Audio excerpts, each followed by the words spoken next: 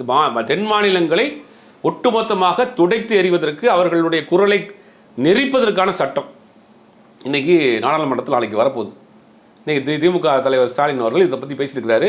தென் மாநில முதலமைச்சர்கள், தென் மாநில இருக்கக்கூடிய கட்சி நிர்வாகிகளை பூரா ஒரு கூட்டம் ஏற்கனவே நடத்தினாங்க. இல்லை, விஜய் முதலமைச்சர் பேசினதும் கேட்டிருப்பார் இல்லையா? ஒரு காரசாரமான ஒரு முக்கியமான விஷயம், காரசாரமான இல்லை அந்த உரிமையில் சார்ந்த விஷயம். முதலமைச்சர் அந்த காரத்தோடு தான் பேசியிருக்காரு.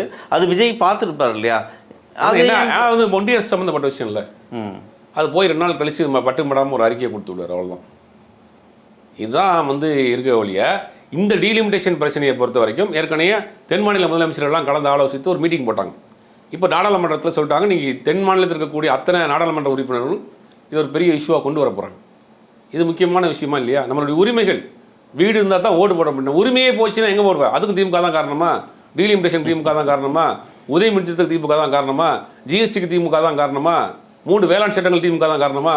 இது பைத்தியக்காரத்தனமா இல்லையா? திரும்ப திரும்ப அதை பேசிகிட்டு இருக்கா. அதை நம்புறதுக்கு ஒரு கூட்டம் இருக்குது.